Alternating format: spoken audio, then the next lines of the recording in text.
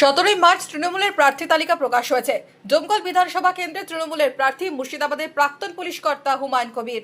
নাম ঘোষণার পরের দিনই মুর্শিদাবাদে পা দিয়ে সরাসরি বহরমপুরে মুর্শিদাবাদ পুলিশ জেলার পুলিশ সুপারের অফিসে গেলেন হুমায়ুন কবির। কেন এসপি অফিসে, কি বললেন হুমায়ুন কবির? এই জেলায় 5 বছর কাটিয়ে গেছি। 2 বছর এসডিপিও কাঁদি ছিলাম, 3 বছর প্রায় এসপি ছিলাম। তো বিভিন্ন জায়গায় ঘুরেছি। সেই সময় খুব দুর্বৃত্তদের বাস ছিল, আপনারা জানেন।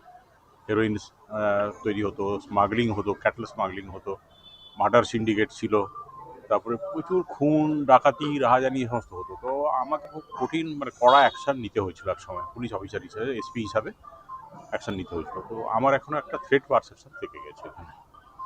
সেটাই আমি এসপিকে জানালাম, যাতে আমাকে একটু সিকিউরিটি প্রোভাইড করা হয়, যাতে আমি কমফোর্টেবলি এই যেটা ডোমকল অ্যাসেম্বলি কনস্টিটুয়েন্সি আছে 75, সেখানে যাতে আমি ফ্রিলি আমার প্রচার টচারগুলো করতে পারি। এটার জন্য আমাকে সিকিউরিটি প্রোভাইড করার জন্য আমি এসপি সাহেবের সাথে দেখা করলাম।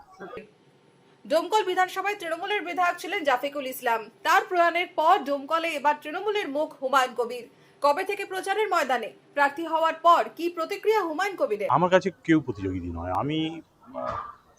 আমার কাছে সবাই সমান। আমি শুধু একটাই বলবো আমার কর্মীদের, যে তোমরা ঘাম ঝরাও। কারণ এক সময় 2009 সালে যখন বামফ্রন্ট সরকার ছিল, আমি শুনেছি সেখানে প্রায় ডোমকলে শুধু ইলেকশনের দিন, on the day of election itself 17 persons were killed, and total toll was 33 in the Domkol, only in Domkol police station area, within 7 days of the election. But আমি যখন 2013 এখানে যখন আমি ইলেকশন করাই, পঞ্চায়েত ইলেকশন, এবং 2014 যখন আমি লোকসভা ইলেকশন করাই, আমার সময় কিন্তু কোনো মার্ডার ডোমকলে হয়নি।